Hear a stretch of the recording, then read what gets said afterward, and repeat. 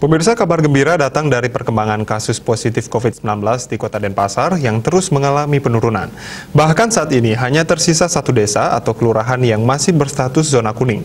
Sisanya yakni 42 desa kelurahan lainnya sudah berstatus zona hijau. Desa kelurahan yang masih berstatus zona kuning di Kota Denpasar adalah Desa Kelurahan Panjer. Jubir Satgas Penanganan COVID-19 Kota Denpasar, Dewa Gederai, Senin 22 November 2021, mengungkapkan kabar gembira ini. Pihaknya berharap kondisi ini bisa dipertahankan, dan satu wilayah yang masih berstatus zona kuning dapat beralih ke zona hijau. Sedangkan 42 desa kelurahan sudah berstatus zona hijau.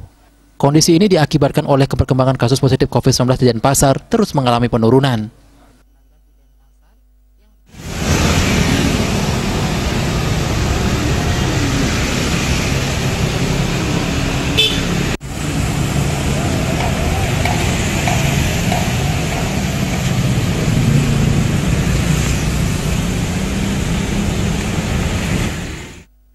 Adapun rinciannya, di Denpasar Utara, 11 wilayah zona hijau dengan 6 orang pasien COVID-19.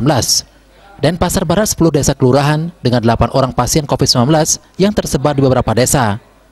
Sementara itu Denpasar Selatan sebanyak 9 wilayah zona hijau, 1 zona kuning. Di kecamatan ini, terdapat 6 pasien COVID-19, 4 orang diantaranya dari desa Kelurahan Panjer. Di Denpasar Timur, semua wilayah masuk zona hijau dengan 4 orang pasien COVID-19. Untuk mengatasi wilayah yang masih berada dalam zona kuning, pihaknya mengaku memberikan atensi tinggi dengan menggencarkan sidak protokol kesehatan, termasuk peningkatan testing serta tracing.